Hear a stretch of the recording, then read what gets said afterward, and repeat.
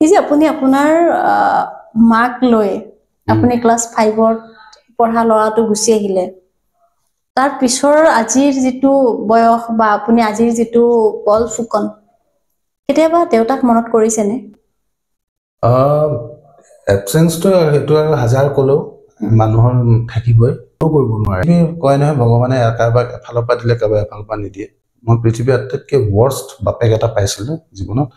আটাইতকৈ greatest mother এজনী লাইফত পালো সেইজনী হৈছে মা ৰেবা ফুকন তো কাৰণে তোমাৰ বহুত ক্ষেত্ৰত বিপদত পৰিব লগা হৈছে শিল্পীসকল এতিয়া আৰু শিল্পীৰ লগতে আজিকালিতো অডিয়েন্সৰ বিপদত পৰিব লগা হৈছে অলপ মানে অডিয়েন্সৰ ইয়াং জেনেৰেশ্যন এট্ৰেক্ট কৰিবৰ কাৰণে অকমান কিছু বস্তু কৰিবলৈ যোৱা গৈছে সেইটো অত্যাধিক হৈছে অলপ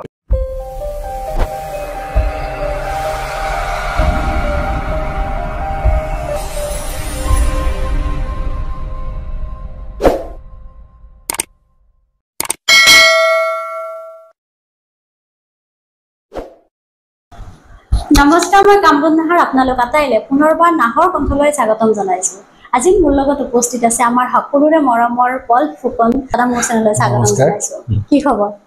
আছো ভালে আছো আপুনি যে সিনেমা জগতত সোমাইছিলে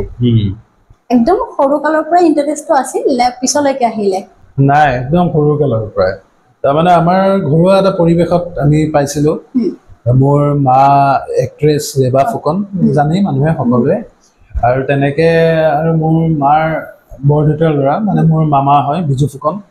তে আমি বিজু ফুকন আমি মামাক সৰুৰ পৰা জানো বিজু মামাটো আৰু নালাগে অসমৰ সুপাৰষ্টাৰ তে আমাৰ পৰিয়ালত এজন সুপাৰষ্টাৰ আগৰ পৰাই আছিলে গতিকে সেই চিনেমাৰ হেৰিটোৰ প্ৰতি আমাৰ এটা আকৰ্ষণ এটা আছিলে আৰু যেতিয়া জনা বুজা হৈছো সেই তেতিয়াৰ পৰা মাহঁতৰ লগত মাক দেখিছো এক্ট্ৰেছ হোৱাৰ পৰা মা বিভিন্ন হেৰিত আৰু মোৰ মা এনেকুৱা এজনী এক্ট্ৰেছ আছিলে একেলগে মানে চলচ্চিত্ৰ ৰেডিঅ' তেতিয়া অল ইণ্ডিয়া ৰেডিঅ' খুব পপুলাৰ মাধ্যম এটা আছিলে জনপ্ৰিয় আছিলে সেই ৰেডিঅ' তাৰপিছত দূৰদৰ্শন অহাৰ লগে লগে দূৰদৰ্শনৰ চিৰিয়েলত মানে পেৰেলেলি সকলো দিশতে মায়ে সমানে কাম কৰিছিলে গতিকে গোটেইকেইটা মাধ্যমে আমি দেখিছিলোঁ সৰুৰে পৰা পাইছিলোঁ এণ্টনি মোৰ নাম মায়ে ছবিখন কৰোঁতে আমি তেতিয়া সৰু সেই এণ্টনি মোৰ নাম শ্বুটিঙৰ হেৰিত যাওঁতে তাতে শ্বুটিং মানে ইউনিটৰ লগত তেতিয়া মাৰ লগত ময়ো আছিলোঁ অলপ কেইদিনমান আছিলোঁ সেইবোৰ পৰিৱেশ এতিয়াও মনত আছে বিজু মামাহঁত আছিলে তাৰ নিপ বৰুৱা হেৰিহঁত আছিলে তেতিয়াৰ চিনেমাৰ পৰিৱেশটোৱে বেলেগ আছিলে কেলকাতাৰ পৰা আহে টেকনিচিয়ানছবিলাক মেক্সিমাম মানে অসমত এই আমাৰ টেকনিকেল ছাইডটো ইমান এইবিলাক কেমেৰা চেমেৰাবোৰ অসমত পোৱা নগৈছিলে কলিকতাৰ পৰা আনে গতিকে সেই পৰিৱেশবোৰ দেখিছিলোঁ আৰু দিগ্গজ মানুহবোৰ তেতিয়া সান্নিধ্য পাইছিলোঁ তেওঁলোকৰ কোলাত উঠিছিলোঁ মৰম কৰিছিলে তাৰপিছত এই ভ্ৰাম্যমান থিয়েটাৰত মাহঁত যেতিয়া গ'ল তেতিয়া হেমন্ত বৰ্তা আব্দুল মজিদ এইবিলাক একদম ওচৰৰ পৰা পোৱা তেওঁলোকৰ লগত হেৰি সুৰেন মহন্তহঁত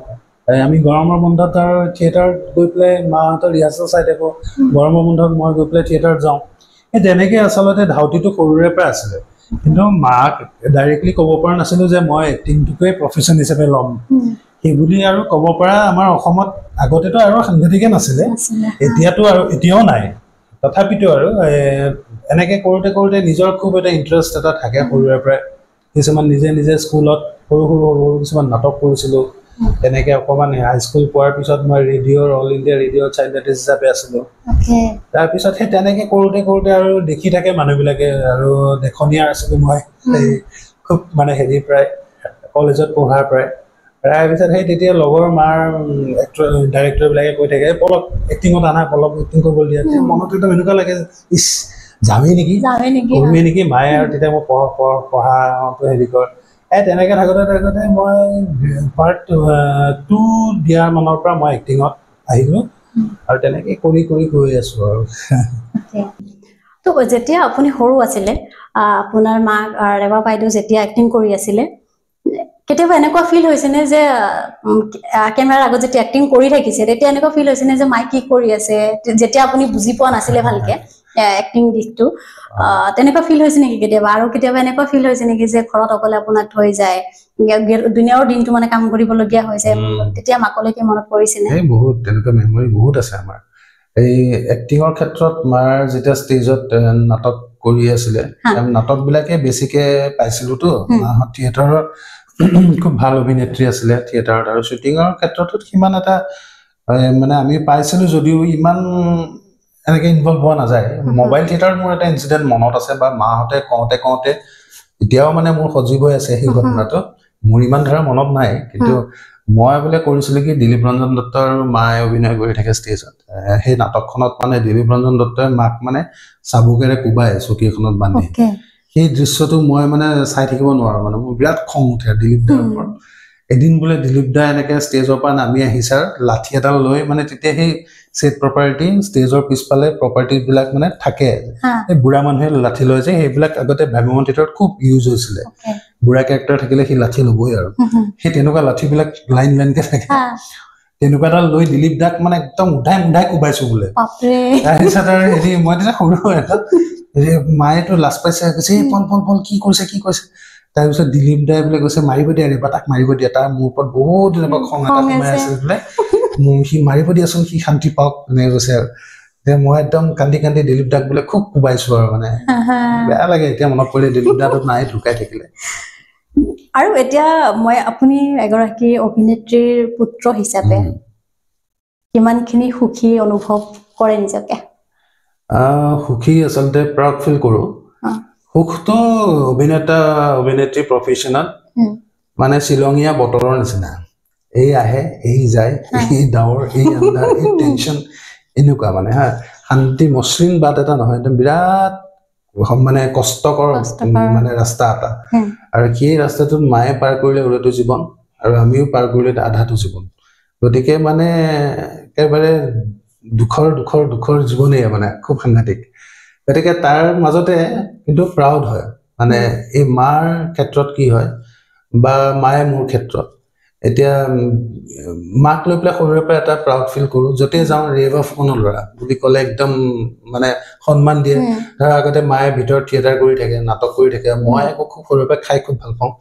মোৰ বাহিৰত চিপছৰ দোকান কিবা এইবোৰ মানে খাই ফুৰাটো মোৰ কাম আৰু চকলেট থাকে কোনোবা এজন মোক মাকে দায়িত্বত দিয়ে আৰু কোনোবা ডান্সৰ বা কোনোবা অভিনেতা তেতিয়া সৰু আৰু মৰম কৰে তেনেকে বাহিৰত যাওঁতো গৈ আৰু ধৰা বাদাম চাদাম কিবা কিবি কিনি খাই আছো বা ক'ৰবাত আছো চাহ কিবা খাই আছো তেনেকুৱাতে যদি গম পায় এইটো ৰেবা ফুকনৰ ল'ৰা মানে চকলেট আৰু আনি পেলাই দিবহে মোক আৰু বিৰাট মৰম কৰে মানুহবিলাক সেই তেতিয়া ভাল লাগে আৰু যে মায়ে হেৰি কৰে বা তেনেকে ক'ৰবাত গ'লে ৰেবা ফুকনৰ ল'ৰা বুলি ক'লে প্ৰাউড ফিল কৰো মানে মানুহে মৰমটো পায় আদৰ সাদৰ পায় এতিয়া আকৌ মায়ে সেইটো পায় যে মানে কি হয় মায়ে বোলে কয় এতিয়া মোৰ পল ফুকনৰ মাক বুলি কৈ পেলাই যিটো মৰম কৰে মানুহৰ সেইটো এজন শিল্পী বা আৰ্টিষ্টৰ এই প্ৰফেশ্যনটোত টকা পইচাৰ কিমান কি থাকে নাথাকে সেইটো ডাঙৰ কথা নহয় কিন্তু সন্মানটো আৰু মৰমটো ইমান ওপৰত পোৱা যায় নহয় মানে ভাবিব নোৱাৰা এখন দোকানত মই এবাৰ সোমাইছো এখন কাপোৰৰ দোকান এখনত অনা অসমীয়া মানুহজন তেওঁ মাৰোৱাৰী সম্প্ৰদায়ৰ মানুহ এজন যিজন মালিকজন আৰু তেওঁৰ কৰ্মচাৰীবোৰ ঢেৰ আছে আৰু অসমীয়া তাতে মানে খুব ধুনীয়া ভাল দামী দোকান আৰু ব্ৰেণ্ডেড কাপোৰ চাপোৰ পায় সেই দোকানখনত মই বজাৰ কৰিব সোমাইছিলো এবাৰ সোমাই পেলাই মোৰ লগে লগে এজন মানুহে বিলিং হেৰিত কোনোবা ডাঙৰ অফিচাৰ হ'ব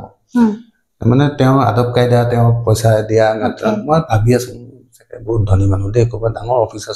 হ'ব মই ৰৈ দিছো আৰু মোৰতো ইমান ডাঙৰ মানুহজনে বজাৰ চজাৰ কৰি লওক মই বিলটো এখন পিছতে দিম তেনেকুৱাতে সেই মাৰোৱাৰী মানুহজনে মানে মেনেজাৰজনে তেওঁক মানে एक्सक्यूज मी आपके बारे में सुना है आप असम का एक्टर हो हाँ छोटा मोटा एक्टर नहीं ये लोग तो बोल रहे हैं कि आप बहुत फेमस हो इमान रेस्पेक्ट दिसे मरम কৰিছে তেতিয়া মই ভাবিছো এই মানুহজনতকৈ দেখোন মই সন্মানটো বেছি সেই বস্তুটো মানে অভিনয় ক্ষেত্ৰখনৰ লগত জড়িত হৈ থাকিলে এই মানুহৰ মৰমটো যে ইমান পোৱা যায় নহয় সেইটো বৰ ভাল লাগে সেইটোৱে আচলতে অনুপ্ৰেৰণা দিয়ে প্ৰত্যেকজন আৰ্টিষ্টক কাম কৰি যোৱাৰ এই ক্ষেত্ৰত আপোনাৰ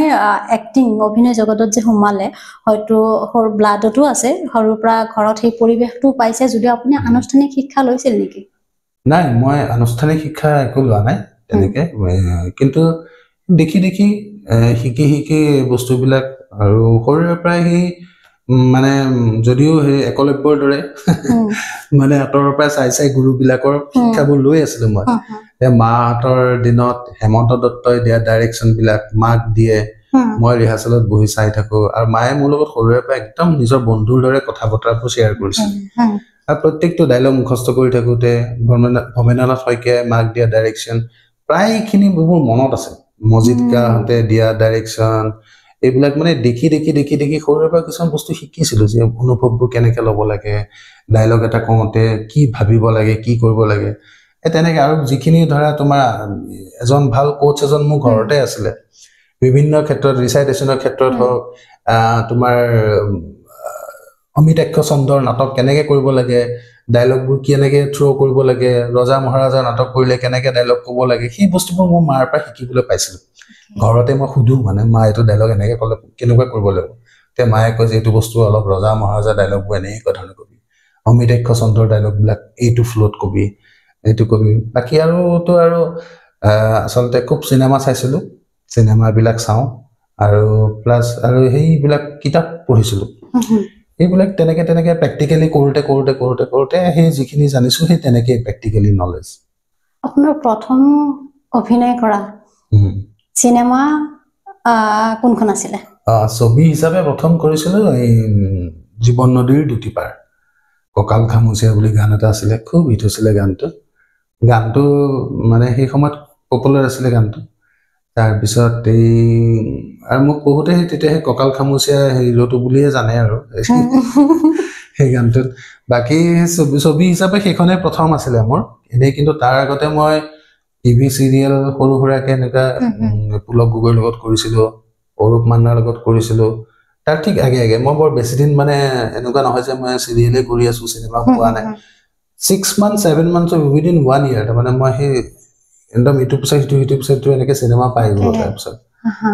চিনেমা কৰা উঠাৰ লগে লগে পেৰেলি সেই সময়ত VCD ক্ষেত্ৰখন খুব উঠি আহিলে সেই সময়ত VCD বিলাকত লৈ যেতিয়া মাতাৰ লগে লগে সেই তেনেকৈ যেতিয়া হিট হৈ গ'ল মৰম জান বা এনেকুৱা ৱেভ বহুতকেইটা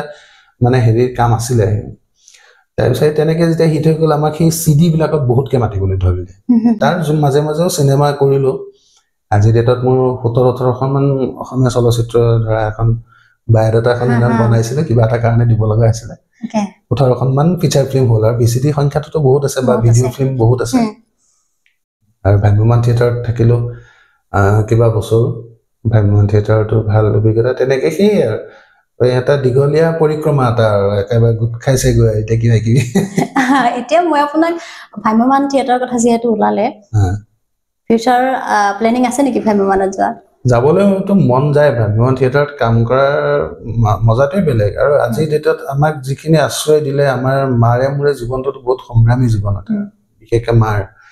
এই গোটেই জীৱন পৰিক্ৰমাটোত আমাক একদম আশ্ৰয় দিছিলে ভ্ৰাম্যমান থিয়েটাৰত পোৱা টকাকেইটা ভ্ৰাম্যমান থিয়েটাৰ গতিকে ভ্ৰাম্যমান থিয়েটাৰৰ প্ৰতি মানে শ্ৰদ্ধা ভাল ভাৱটো সদায় আছে থাকিবই আজীৱন থাকিব এইটো পাহৰিব নোৱাৰা এটা ভ্ৰাম্যমান থিয়েটাৰবোৰ এতিয়া খালি এই আজিৰ যিটো সময় এই সময়টোত যাবলৈ অকণমান ভয় লগা হ'ল এইটো কাৰণে মুষ্টিময় কেইখনমান থিয়েটাৰ বাদ দি পেলাই মেক্সিমাম থিয়েটাৰতে তাৰমানে তোমাৰ পইচাৰ খেলি মেলি আৰু আনকি বহুত কিছুমান গণ্ডগোলীয়া আহি পৰিছে আৰু তেনেকৈ মই বিগত কেইবাটাও বছৰ মানে বহুত লষ্টত থাকিব লগা হৈছে মানে এখন থিয়েটাৰলৈ গুচি যোৱাৰ কাৰণে এজন শিল্পীয়ে 9 মাহৰ কাৰণে বা 12 মাহেই হয় কিন্তু মানে পৰিক্ৰমাটো 9 মাহীয়া এটা ফেজ কিন্তু তোমাৰ 12 মাহে গুচি যায় কাৰণ তুমি বাকী 3 মাহ তুমি ক'ত বেলেগত কাম কৰিবা আৰু তোমাৰ হেৰি হয় প্ৰত্যেক চিৰিয়েল এখনত তোমাৰ কথা ওলালো এই পলটো থিয়েটাৰতে আছে এনেকৈ ভাবে মানুহবিলাকে গতিকে 12 মাহেৰ কাৰণে তুমি যাব লগা হয় এজন মানুহৰ ওপৰত ডিপেণ্ড কৰি যাব লগা হয় সেই মানুহজনে টকাখিনি প্ৰাপ্যখিনি সময়মতে দিলে ভাল আৰু নিদিলে একদম মহাকাল হৈ যায় সেই গতিকে বৰ টেনশ্যন পৰিব লগা কাৰণ চালি জাৰি চাই ভাল থিয়েটাৰখনত যাব লগালে মানে দৰকাৰ হয় আজিকালি সেইকাৰণে এই কোভিড হোৱাৰ পিছৰে পৰা মই ভ্ৰাম্যমান থিয়েটাৰৰ লগত জড়িত নাই বুলি ক'ব পাৰি আৰু কথা বতৰা চলে দুই এখন কিন্তু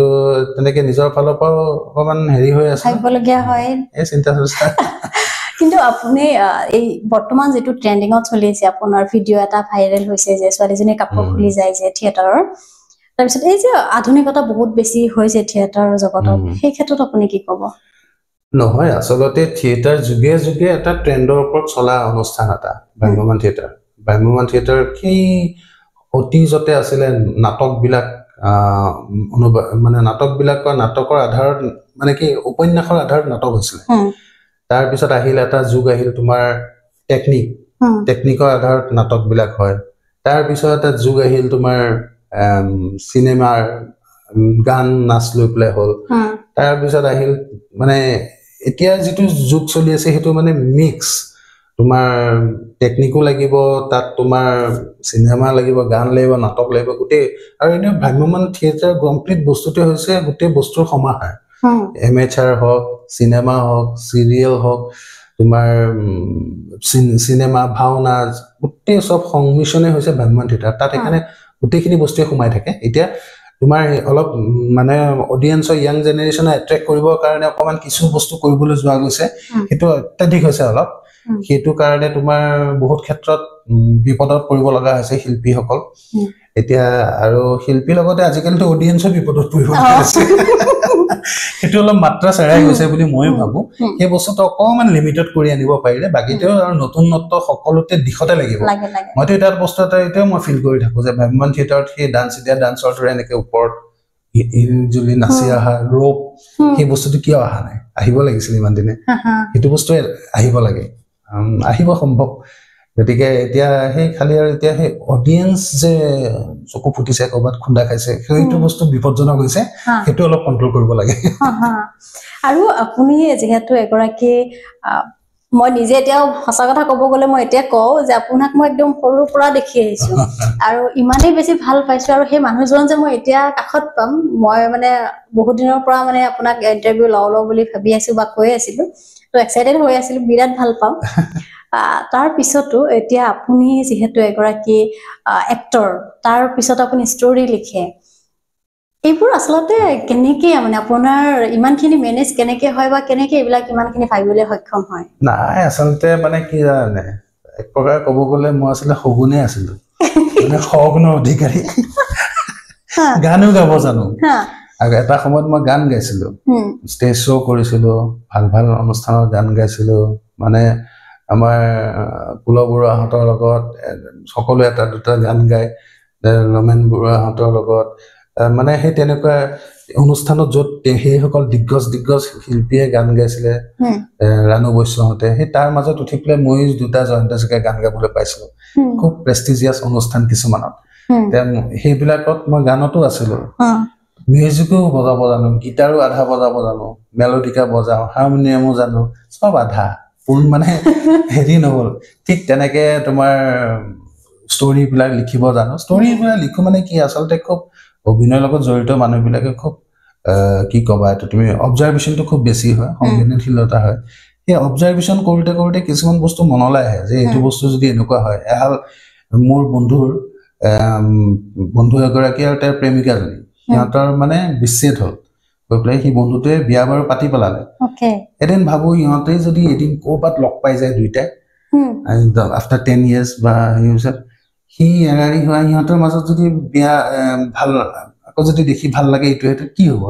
ডিভোৰ্চ যদি ল'লে সিহঁতে যদি আকৌ প্ৰেমত পৰে দুইটা কি হ'ব এই এনেকৈ ভাবি পেলাই এটা ষ্টৰী বনালো ধৰা সেইটো যদি তাৰপিছত কি হ'ব এই তেনেকুৱা ধৰণৰ মোৰ আইডিয়াজ বহুত আহে মনলৈ কিন্তু সেই আইডিয়াজবিলাক মানে তোমাৰ কৰিবলৈ মাধ্যমত কোটা লাগে আৰু আজিকালিতো ভাল হৈছে বাৰু ইউটিউবতো কৰিব মই বহুত দিনৰ পৰা ভাবি আছো যে ইউটিউবত কিছুমান মোৰ এটা নিজৰ চেনেল খুলি ইউটিউবত কোনোবাই চাওক নাচাওক নিজৰ চখটো মানে পূৰাবৰ কাৰণে এইটো কৰিম আৰু তোমাৰ বিভিন্ন ক্ষেত্ৰত মই চেনেলৰ লগত কথা পাতিলে কিছুমান বস্তু নিমিলে হেৰি হয় ক'ৰবাত আৰু কিছুমান বহুত ৰং চেনেলতো কৰিছে মোৰ ষ্টৰী ৰেঙনিটো মই দিছো তাৰপিছত জোনাক চেনেলত তাতো কৰিছে মোৰ কাহিনী সেই এবাৰ আকৌ সেই কাহিনী হেৰি কৰোঁতে নিজে এবাৰ দীপক ৰয় বুলি ডাইৰেক্টৰ এজন আছে দীপক দা জানাই নিশ্চয় দীপক ৰয় এবাৰ মোক এটা মানে এসপ্তাহৰ ষ্টৰী এটাৰ কাৰণে মোক মাতিছিলে মাতোতে ষ্টৰীটো নেৰেট কৰি থাকোঁতে মই বোলো দীপক দা এনেকুৱা ধৰণৰ ষ্টৰী মই ভাবোঁ যে কেনেকুৱা মই বোলে এনেকে এইটো ষ্টৰী মোৰ শুনা পাই মানে দীপক দা ইমান ভাল পালে এইটোৰ ওপৰতে কৰিম এই আমাৰ কাহিনীটো থাকক তাৰপিছত ৰাইটাৰ কুশল গগৈ আছিলে তাক ফোন কৰি ক'লে যে কুশল কাহিনীটাক নবহাইবি পলে এটা দিছে সেইটো লিখ তাৰপিছত দুইজন আহি পেলাই আমি তিনিজন বহিলো এনেকে বহি কথা পাতিলো তাৰপিছত সেই ষ্টৰীটো যেতিয়া মই এক্টিং কৰিছো টেলিকাষ্ট হৈ আছে তাৰপিছত এদিন মোৰ মানে ডাঙৰ কমপ্লিমেণ্ট এটা পাইছো চন্দ্ৰ মুদৈ দাই মোক লগ পাই পেলাই কৈছে ৰাপল তোমাৰ কাহিনী এটা চাই আছো একদম খুব ভাল লাগিলে একদম ৰাজেশ খান্না আপকে খাতিৰ এইবিলাক সময়ৰ চিনেমালৈ মনত পৰি গ'ল দেই ইমান ধুনীয়া কাহিনী মোৰ কাৰণে সেইটো ডাঙৰ কমপ্লিমেণ্ট পাইছিলো আৰু আপুনি যিহেতু ইমান আগৰ বুলিয়ে কৈছো যিহেতু মই সৰুৰ পৰা আপোনাক আপোনাৰ ভিডিঅ'বোৰ চাই থাকো গতিকে আপুনি যে ইমান দীৰ্ঘদিন ধৰি অভিনয় জগতত জড়িত হৈ আছে, কোনগৰাকী এক্ট্ৰেছৰ লগত কাম কৰি আপুনি বেছি কমফৰ্ট ফিল কৰে? আচলতে সকলোখিনিয়ে ভাল। এতিয়া কাৰোবাৰ লগত নাম ল'বলৈ তেনেকুৱা পাৰ্টিকুলাৰকে ইমান হেৰি নাই। আৰু মোৰ এনেকুৱা নাই যে একদম অমুক অমিতাভ বচ্চন, ৰেখাৰ জ্যোতি, অমুক, মোৰ তেনেকুৱা কাৰো লগত আজিলৈকে এনেকুৱা পেয়াৰ অমুকৰ বোলে ৰোমান্টিক জ্যোতি, মোৰ তেনেকুৱা নাই। মই বহুতৰ লগতে কৰিছো, চবৰ লগতে কৰিছো, আৰু সকলোৱে মোৰ লগত ভাল সম্পৰ্ক। খুব ঘৰুৱাকে আমি কাম কৰো, ধেমালি ফূৰ্তি। তাৰ ভিতৰত আৰু ঘৰুৱা সম্পৰ্ক এটা আছে নিশিতা গোস্বামী, তাইৰ লগত কাম কৰিলে মোৰ মানে একদম নিজৰ কোনোবা পৰিয়ালৰ ছোৱালীজনীৰ লগত কৰা নিচিনা লাগে। খুব ধেমালি ফূৰ্তিৰে আমি কাম কৰো। আছে তাৰ মাজতো নিশিতাৰ নামটো মনলৈ আহিছে এতিয়া। ঠিক তেনেকে আমাৰ গোটেইখিনিৰ লগতে ফূৰ্তি ফাৰ্তা। আগতে আমিতো যেতিয়া এটা শ্বুটিঙত যাওঁ, আমি কলেজ এক্সকাৰচনত যোৱা নিচিনা লাগে, ইমান ধেমালি ফূৰ্তি কৰো। তাৰে কিছুমান এক্ট্ৰেছটো এতিয়া কাম নকৰা হৈ গৈছে, ঘৰ চম্ভালি ৰৈ গৈছে, তেনেকুৱা বহুত আছে। আৰু আপোনালোকৰ যেতিয়া এটা জেনেৰেশ্যন আৰু বৰ্তমান যিটো জেনেৰেশ্যন, আপোনালোকৰ কোনো ধৰণৰ, মই ভাবো যে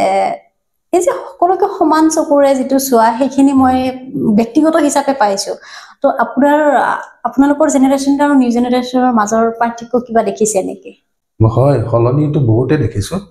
বহুত চিনিয়ৰ মানুহ থিয় হৈ থাকিলেও যেনেকে চকীখনত বহক দাদা বুলি নোকোৱা মানে ল'ৰা ছোৱালীও আছে। আচলতে গোটেই কাৰবাৰটো গণ্ডগোলটো হয় স্কুলিং, শিক্ষাকতাটো মানে ক'ত পাইছে। মানে মই তোমাৰ একাডেমিক স্কুলিঙৰ কথা কোৱা নাই, এই যিটো আমাৰ কাম কৰাৰ কোনকেইজন ডাইৰেক্টৰ আণ্ডাৰত আগত তেওঁ কাম শিকিবলৈ আহিছিলে বা কৰিছিলে প্ৰথম ইনিচিয়েলি। আমি বিলাকে যিবিলাক ডাইৰেক্টৰবোৰ পাইছিলো, সেইবোৰ একোজন দিগ্গজ ভাল মানুহ আছিলে। তেতিয়া মানে কোনোবা এজন, আমি যদি সেই তেনেকুৱা কৰো, ক'ব পটকে চিনিয়ৰৰ স্ক্ৰিপ্টখন যদি মই এনেকে পঢ়িবলৈ যাওঁ, আমাক আগতে বল নিপন দাই পঢ়ি থাকোতে তুমি কিয় গৈছা, তেনেকে নাপায় নহয়। আমি বস্তুবোৰ সাৱধান হৈ যাওঁ, মানে এইটো বেড মেনাৰ্ছ হেৰি হয়। বা আমাক সেই তেনেকে মুন্না দাহঁত পাইছিলো। মুন্না দাহঁত ইমান ভদ্ৰ ডাইৰেক্টৰ, তেওঁলোকৰ ইমান ডিচিপ্লিন। মুন্না দাহঁত, এই মুন্না দাৰ শ্বুটিঙৰ নাম আছিলে ডিচিপ্লিনতাৰ ক্ষেত্ৰত আৰু সেই ভদ্ৰতাৰ ক্ষেত্ৰত। সেই মুন্না দাহঁতৰ লগত আমি প্ৰথম চিনেমা কৰা, বা তেওঁলোকৰ সেই অৰূপ মান্না যিজন একদম দুৰ্বাসা মুনি, শুনা পাইছে হাঁহিব, খং উঠিব পাৰে, একদম দুৰ্বাসা মুনি। সেই দুৰ্বাসা মুনিৰ লগত কাম কৰোতে একদম সাৱধান হব লগা হয়। এইখিনি কথাই বেয়া পাব নেকি, খং উঠিব নেকি। আমি মানে সেইবোৰ মানুহ পাইছিলো তো, এইবোৰ মানুহৰ ওচৰত হেৰি কৰিছিলো। আৰু মানে তেতিয়া কাম এটা পাবলৈ হলে, তুমি এখন চিনেমাত এটা ডাইলগ কোৱা কেৰেক্টাৰ এটা পাবলৈ হলে তুমি বহুতকেইটা ফেজ পাৰ কৰিব লাগিব। তুমি 1 নম্বৰ আৰ্টিষ্টে নাটক কৰিব পৰা হ'ব লাগিব, ভাল এক্টিং কৰিব পৰা হ'ব লাগিব, স্পণ্টেনিয়াছ কৰিব পৰা হয় নে নহয়, সেইবিলাক গোটেই পৰ্যায়বোৰ পাৰ হৈ এখন চিনেমাত ডাইলগ ক'বলৈ পায়। কাৰণ তেতিয়া টেকনিকেলি বহুত টাফ আছিলে চিনেমাখনত কাম কৰাটো, খৰচী আছিলে। ইয়াৰ পৰা মিটাৰ মাৰি দিব, এইখিনিৰ পৰা সেই দৰ্জাখনৰ মানত মিটাৰটো লগাই দিব, মাৰি দিব, এইখিনি মাৰ্ক এটা দি দিব। ইয়াৰ পৰা যদি 1 ইঞ্চিও আগুৱাই যোৱা, আউট অফ ফকাছ হৈ যাবা, চবটো এনজি হৈ যাব। এটা এনজি হোৱা মানে সেই কেনত বহুত টকা খৰচ হৈ থাকে প্ৰডিউচাৰৰ। গতিকে সেইকাৰণে মেক্সিমাম সেই এমেচাৰ নাটক চাটক কৰিব পৰা ল'ৰা কিছুমান চাই চিতিহে, ক'ৰবাত আগতে কাম কৰা ল'ৰা ছোৱালী চাইহে এখন চিনেমাত কাষ্ট কৰিছিলে। এতিয়াতো ইজি হৈ গ'ল, এটা এক্টৰে চবটো চাই পেলাই চবটো দি উঠিয়ে চাই, এইটো মোৰ ভাল লগা নাই, মোৰ চুলিখিনি বেয়া থাকিলে আকৌ এবাৰ দিওঁ, আকৌ ডিলিট কৰি দিয়া কৰি গতিকে টেকনিকেল কথাবোৰ তেনেকুৱা হোৱাৰ কাৰণে সেই স্কুলিং বিলাক আজিকালি ল'ৰা ছোৱালীয়ে শিকিবলৈ পাহৰিলে। আৰু যে বহুত ডাইৰেক্টৰ পাওঁ, এচিষ্ট ডাইৰেক্টৰ পাওঁ, চবটো দিয়াৰ পিছত পলা এই ফটোখন মাৰিবলৈ থৈ দিয়ে। আগতে কণ্টিনিউটি লিখাটো মানে লিখি থব লাগে নহয়, মই কি কালাৰ চাৰ্ট পিন্ধিছো, কি কালাৰ পেণ্ট পিন্ধিছো, ঘড়ীটো কোনখন হাতত পিন্ধিছো, কি কালাৰ পিন্ধিছিলো, মোৰ আঙুঠি কি আছিলে, গোটেইবিলাক তেওঁ পেপাৰ ৱৰ্ক মেইনটেইন কৰিব লগা হয়। আজিকালিতো একদম চবটো দিয়াৰ পিছতে কৈ দিটো নিচিনাকে চিলেটখন ধৰি দিব লগা হয়, এফাল ফটো মাৰি দিয়ে। আৰু আপুনি আৰু আপোনাৰ মা নতুনকৈ পৃথিৱী সজাবলৈ ষ্টাৰ্ট কৰিছিলে, আচলতে ইয়াৰ আৰু কাহিনীটো কি আছিলে, ক'ব পাৰিব নেকি অলপমান? দীঘলীয়া এখন কাহিনী। তাৰমানে কি হৈছিলে, আমাৰ মাৰ পাপাটো এৰা এৰি হৈছিলে, ডিভোৰ্চ নহয়, ফৰ্মেলি ডিভোৰ্চ লোৱা নাই, এৰি থৈ গুচি আহিছিলে। মানে আপোনাৰ দেউতাই গুচি আহিছিল নে মায়ে গুচি আহিছিলে? এটালৈ এৰি ফুৰিব নিয়ে, আমি তেওঁ এৰি থৈ আহিছো। এইটোতে এটা মানুহৰ। তাৰপিছতে হেৰি হ'ল, এইটো কি বুলি কয়, আমি এৰি থৈ গুচি আহিছিলোঁ যে মোৰ মা সেইটো সময়ত পিক পইণ্টত থকা এজনী আজিৰ ডেটত যেনে প্ৰস্তুতি পৰাশৰ তেনেকুৱা ধৰণৰ এগৰাকী এক্ট্ৰেছ যি নহ'লে একদম থিয়েটাৰ পেণ্ডেল অডিয়েঞ্চে জ্বলাই দিম বুলি কয় ছুপাৰ হিট ছুপাৰ নাটক দিয়ে মায়ে সেই সময়ত মোৰ মা যেতিয়া টপ আছিলে গোটেই মোৰ মায়ে গোটেই সম্পত্তি যিমান যি মাটি বাৰী গঢ়িছিলে লৈছিলে সংসাৰ এখন কৰিম বুলি সেই একদম এই মানুহজনৰ মানে কোনো হেৰিয়ে নাছিলে অত্যাচাৰী আছিলে মস্ত মাৰ পিট কৰি মোৰ মাক মানে একদম ডেকা বয়সতে ঘূণীয়া কৰি পেলাইছিলে ইয়াৰ পিছত সেই মানুহগৰাকী ষ্টেবল হৈ পেলাই তাৰ মাজতে তেওঁ এক্ট্ৰেছ হৈছে আৰু এই মাহঁতৰ বহুত এইবিলাক দুখৰ কাহিনী তাৰপিছত সেই যেতিয়া মই এটা অকণ জনা বুজা হৈছোঁ আৰু মানে যেতিয়া মই সকলো কথা বুজি পাওঁ যেতিয়ালৈকে মই মাক কোৱা নাই যে আমি পাপাৰ লগত নাথাকোঁ তেতিয়ালৈকে মায়ে পাপাক এৰা নাই আৰু তেতিয়া আমি সেই তেনেকৈ মোৰ পাপা খুব গুণ্ডা প্ৰকৃতিৰ মানুহ আছিলে সেই সময়ত আমি ৰাতি একদম এখন এম্বেচাডৰ লৈ মানে পাপা ওলাই গৈছিলে আমি সেই সময়ত আইতাহঁতৰ ঘৰৰ পৰা মামাহঁতৰ ঘৰৰ পৰা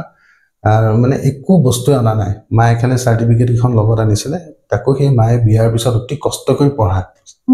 মানে চাৰ্টিফিকেটখন লৈ আহিছে আৰু মই মাক কৈছোঁ মা মোৰ চাইকেলখন লওঁনে মায়ে তেতিয়া সেই লোৱা বুলি কৈছে চাইকেলখন মোৰ যেতিয়া সেই এনেকুৱা পিছফালে পিঠি তেনেকৈ ওখকে আপুনি তেতিয়া কিমান মই ফাইবলৈ পাইছোঁ আপুনি অকলে নে আৰু লগত নাই মই এটাই ল'ৰা আমি সেই তেনেকৈ চিনেমাত যে দেখুৱাই ৰাতি তোমাৰ বিপদৰ সময়ত যে ধুমুহা বৰষুণ গাজনি মাৰে যে ক্লাইমেক্সৰ চিনবিলাক আমাৰ জীৱনত সেইটোৱে হৈছিলে সেইদিনাখন সেই ৰাতিটোতো আমাৰ একদম ধুমুহা বতাহ গাজনি মাৰিছে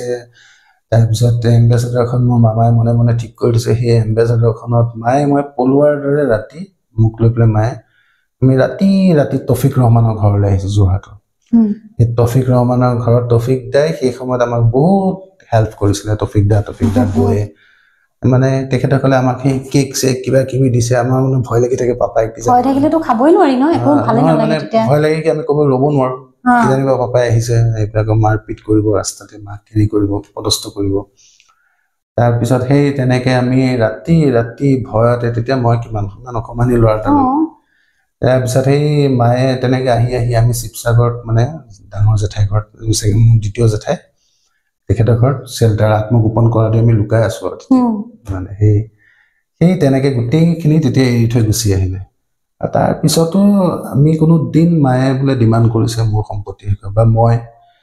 ডিমাণ্ড আজিলৈকে কৰা নাই নকৰিলোঁ আৰু মই আজি ডেটতো মোক সকলোৱে কৈ থাকে তই পৈতৃক সম্পত্তি কিয় এৰিছ ধৰ তই হেৰি কৰ আজি ডেটতো মই কেছ ফাইল কৰিব পাৰোঁ হেৰি কৰিব নালাগে সেইটো মানুহ দানেই দিছোঁ তাক জীৱনভৰ আৰু তেনেকুৱা মানে পৃথিৱী কয় নহয় ভগৱানে কাৰোবাক এফালৰ পৰা দিলে কাৰোবাক এফালৰ পৰা নিদিয়ে মই পৃথিৱীৰ আটাইতকৈ ৱৰ্ষ্ট বাপেক এটা পাইছিলোঁ জীৱনত আৰু আটাইতকৈ গ্ৰেটেষ্ট মাদাৰ এজনী লাইফত পালোঁ সেইজনী হৈছে মা ৰেবা ফুকন গতিকে মায়ে মই তাৰমানে গোটেই জীৱনটো বহুত বেছি ষ্ট্ৰাগলেৰে পাৰ কৰিলোঁ আৰু সেই ষ্ট্ৰাগল শেষ নহয় দেই মানে কাৰ তোমাৰ যুদ্ধবিলাকৰ মানে যুদ্ধৰ অৱসান নাইতো ৰজাবিলাকহে ৰেষ্ট লয় এখন দেশৰ লগত যুদ্ধ কৰিলোঁ পানী পোহৰিছে যিকেইটা সৈনিক আমিবিলাক হৈছোঁ ৱেৰি আৰু ভগৱানে বনোৱা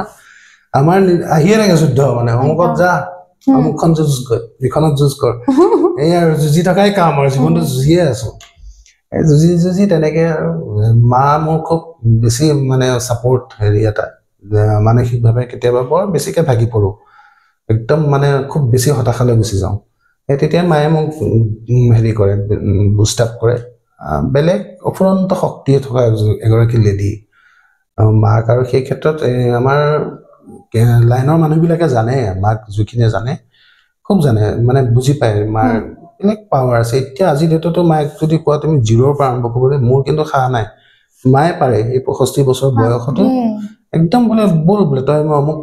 কৰোঁ এনেকুৱা কৰিম বাদ দেচোন এইটো কাম এনেকুৱা ধৰণৰ মা বিৰাট মনৰ জোৰ এটা আছে মানে সাংঘাতিক এটা সময়ততো মাৰ ওচৰত মানে বহুত লেডিয়ে মানে ঘৰুৱা এনেকুৱা অত্যাচাৰ পাই থকা আমাৰ ঘৰত চিঠি আছিলে চিঠি আহে তেতিয়া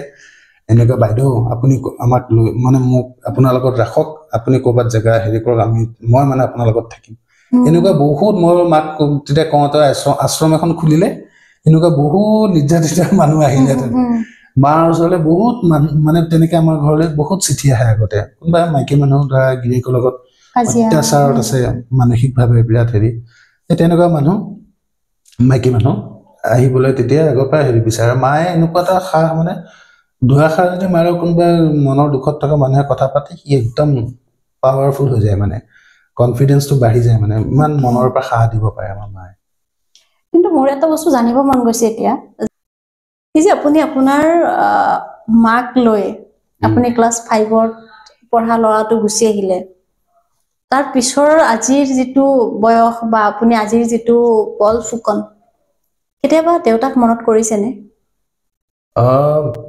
এবচেন্সটো সেইটো আৰু হাজাৰ ক'লেও